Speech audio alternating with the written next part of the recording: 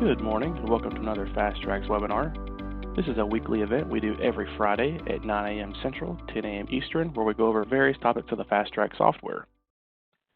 You can see a listing of all these events as well as view all the previous events if you go to our website, goftx.com, choose the FTx Lifeline option, scroll down about halfway down the page, and then choose the webinar button. And this will be a list of all of our webinars. Here you can subscribe to get email notifications of upcoming webinars and other Fast Tracks news, as well as view all the previous webinars by choosing the webinar and the view recording button, as well as see all the upcoming webinars and sign up for those. Today we're going to be going over utilizing house accounts in Fast Tracks Retail. So first and foremost, before utilizing house accounts, let's explain what that would be. House accounts is really a way to track customer sales that are not loyalty sales and have the ability to report on that, tie a tax exempt number to those house accounts or customers, have the ability to do like a charge, like a house charge, and then of course accept payments on that with a credit limit and a running balance, have the ability to do cost plus pricing as a pricing option for that customer, give an entire department level discount, and also block departments from being able to be purchased from. You can find house accounts by going to the maintenance module and then the house accounts tab at the top of the screen. This will show a listing of all of your house accounts and then the various settings that are in relation to those house accounts. Now, house accounts is a corporate function. If you're in a single store environment, you can of course utilize house accounts and it's just local to that store. If you're in a corporate environment, then house accounts is going to sync among all of your stores. So if you're at the store level, you won't see the house accounts and their balances. That's going to be stored at corporate. There's permissions involved with house accounts as well too. So before you actually can ring a sale up using a house account, the employee that's ringing that sale up has to have the account lookup permission. So if we look at the employee cashier here, and we go to the POS in transaction permissions under the cashier info, we can see there's a permission called account lookup.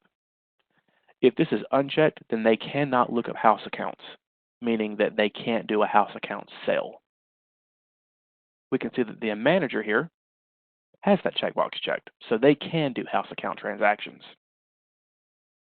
So let's go ahead and go to the point of sale and look at a couple of requirements we have to have before we can do house account transactions. I'm going to log in as the manager, and I'll open the POS up. And we can see here that I actually have 3 house account buttons on the very right side of my screen above the subtotal button. We first have to build those buttons. So if you've not watched the webinar on building buttons, I highly recommend you do so. To do that, you have to have permission. I'm going to go to Actions and Settings and the POS button editor. And I'm going to go to that main panel and edit that. And then we can see there's those 3 buttons that I built.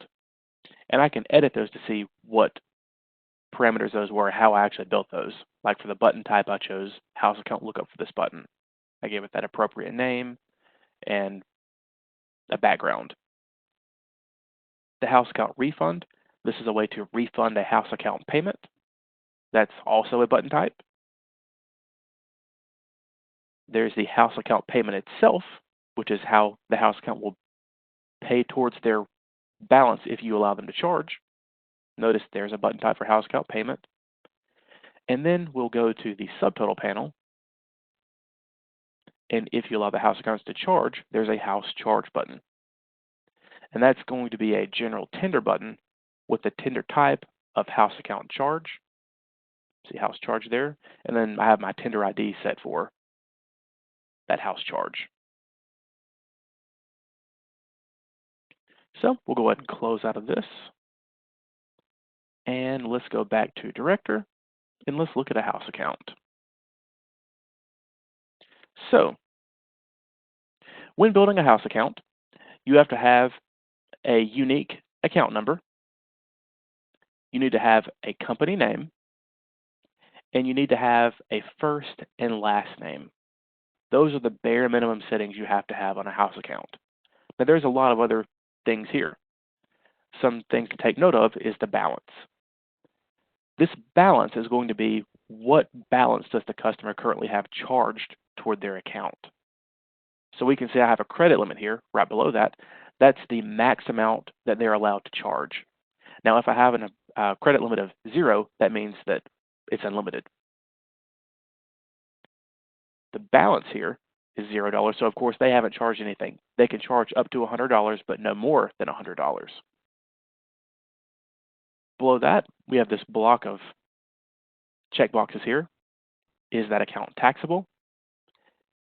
That if it's taxable, of course, it's going to charge tax based on your tax rates you have set. If it's unchecked, then it's going to be tax exempt. It will prompt for a tax exempt ID unless you have this block filled out, the tax exempt ID number, and then a name and a license number. There's a credit hold checkbox. If there's a credit hold and it's saved, then of course that customer can't charge.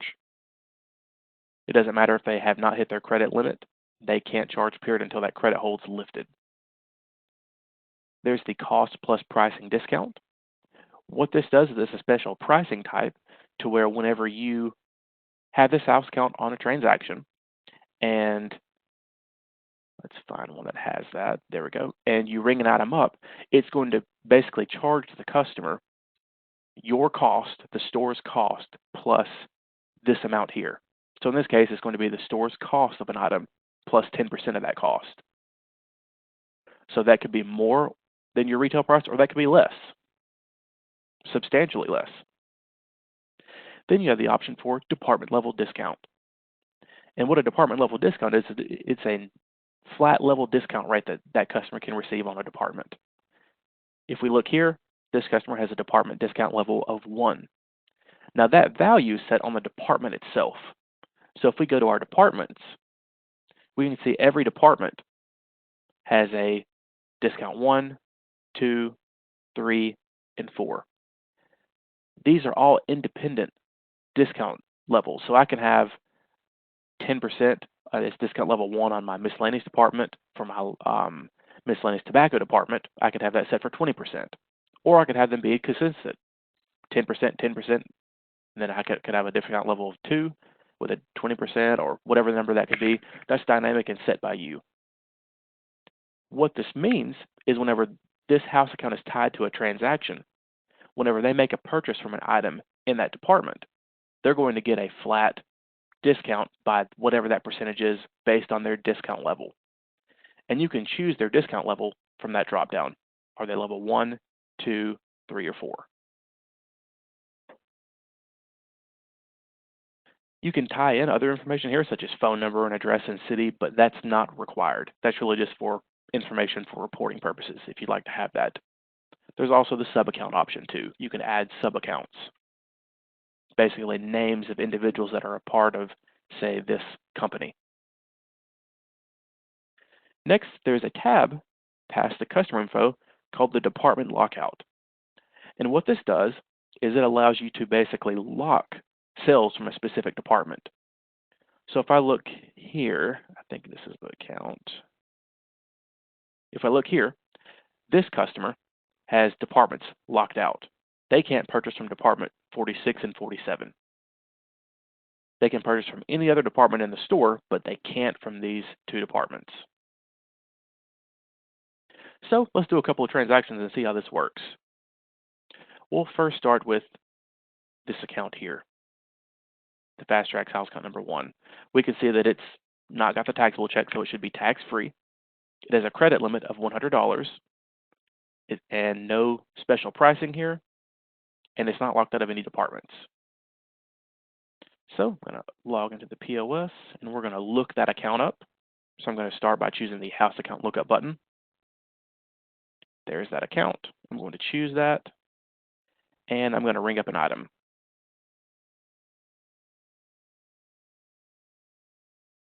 $10.03. Now notice I'm going to subtotal. No tax is being applied because this account is a tax-free account. If we look back here, we can see that that taxable checkbox is not checked, and I've already got a tax ID in place. So it's not going to charge tax. Now, let's do a transaction. Let's charge something. I'm going to look that house account up. There it is. I'm going to tie that to the transaction. And let's say I'm going to purchase 9 of those Marlboros.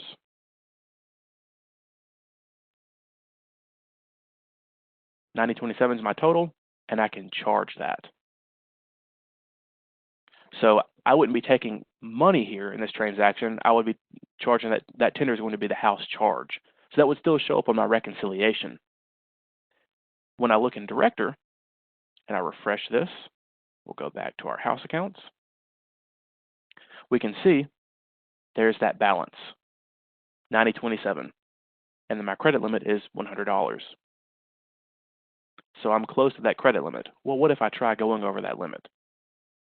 I'll look at the house account. I'll try doing one more of those. That should put me over my limit. House charge.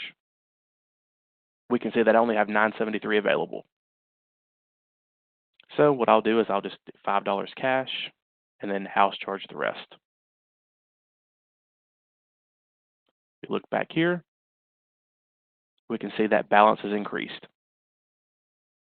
So how do you get that balance down? That's a house account payment. So what you will do for that is do a house payment. There's a button there. I can do it. Let's say I want to pay that entire balance off. It's $95.30, so I can do $95.30 house payment. I'll choose that house account, subtotal, and say they're paying with cash. Cash that out, and then whenever I choose this again, that balance is now 0. So they paid that balance off. They paid what they had charged.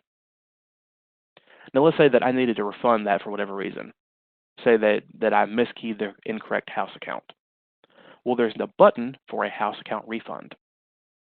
I can do $95.30 house account refund, choose that house account, cash that out, and then when I choose this again, their balance is now back up to $95.30. So that could be used. That button could be used if, for example, the customer that paid me was actually not house account number 1. I mischose that at the time of the transaction. This is a way for me to reverse that house account payment so that the balance is going to be correct on this account. So let's look at the next account. We can see that this has the cost plus pricing discount. Let's take a look at an item real fast. Let's look at this jewel item here. We can see that its retail price right here is $16.99. If we look at this item in Director,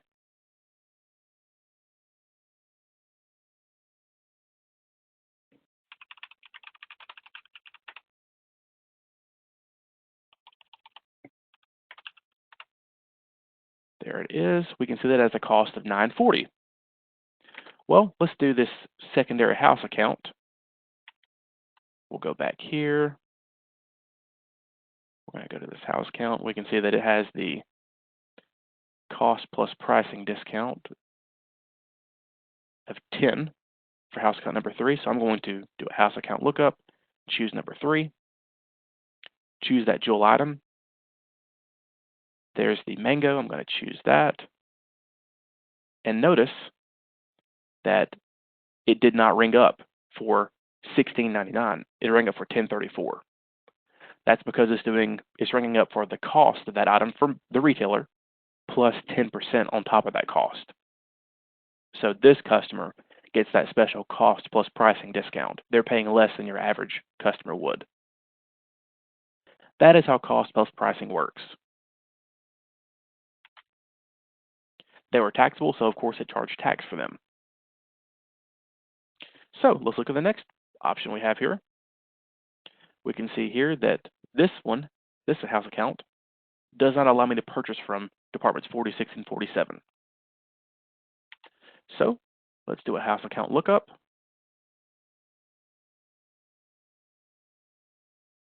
And I'm going to ring up a jewel item here. Rings up perfectly fine. I'll try ringing up a Marlboro item here. And notice I'm getting this error message because this house account is locked from department number 46. They cannot make a purchase from that department. That's how the department lockout feature works. So I'll go ahead and cache that out, and let's look at the next type. That would be the department level discount. So if we look at the departments here, and I go to my full price, we can see that I have a department discount level of 1 that's 10% off. And we can see that this house account is tied to the department discount level 1.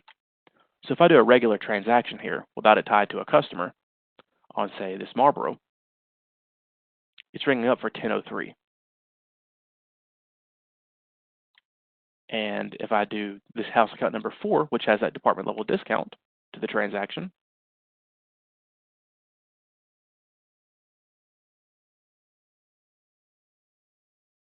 notice it rings up for 903, 10% off that retail price.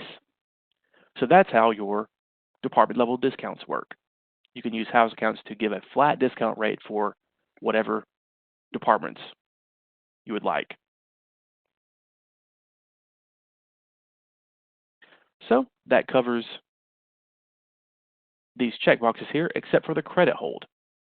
So if we do the house account number 1, we see they have a balance. Let's go ahead and pay that off real fast. It is for $95.30. $95.30. I think I did I did too much. Payment for house account number 1. We'll pay that off. Then let's do a sale. And before we start this, I'm going to put them on a credit hold.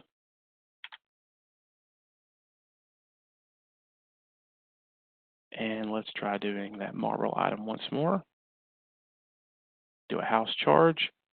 The charge is denied because this account is on a hold. So even though they have a credit limit of $100 available with 0 balance, they can't make a charge because that account is on hold.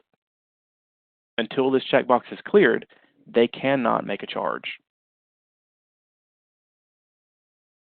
So that covers actions within the POS of house accounts.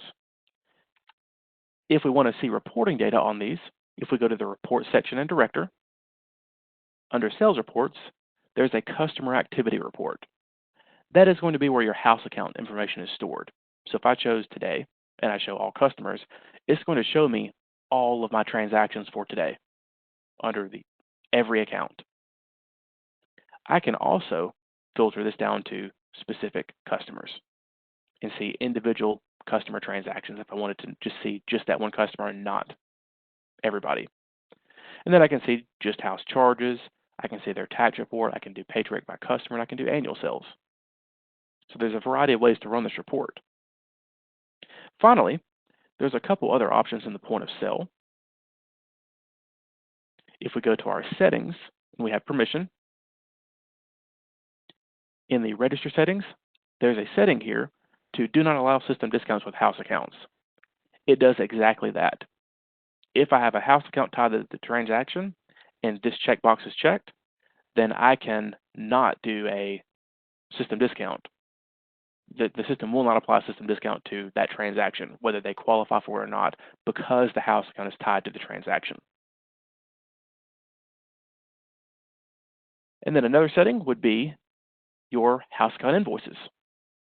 Some states require, like for liquor sales, for example, you to print house account invoices. You can do a secondary button. I have mine under the cashier functions called house account invoices. And whenever you choose that, it's going to basically print a house account transaction receipt for the previous house account transaction. You can set that to automatically print or manually print. And it's going to be like from a regular printer, not a receipt printer. And it's going to have a spot for signatures. This is commonly used for like if you have a large liquor sale done by a house account that's being transported across state line or something like that. This button is actually going to be what's called a launch module button. So we'll go back to our button settings,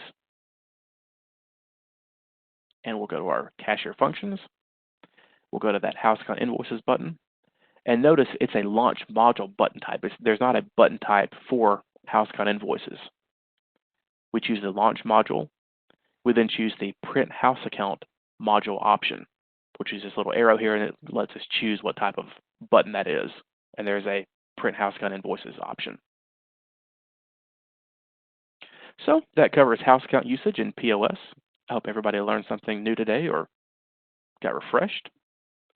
Remember, you can sign up for all these webinars and see what's coming up. If you go to our website, goftx.com, choose the FTx Lifeline tab at the top of the screen, scroll down about halfway down the page and choose the webinar button. This page will allow you to sign up for notifications of webinars, as well as see all of our previous webinars that are recorded, as well as sign up for the new ones. If you have any feedback on the webinar or have any questions, email us at GoFTX, or web support at goftx.com. Or if you have any suggestions on content, email us at info@goftx.com. Thank you, and hope you have a great weekend.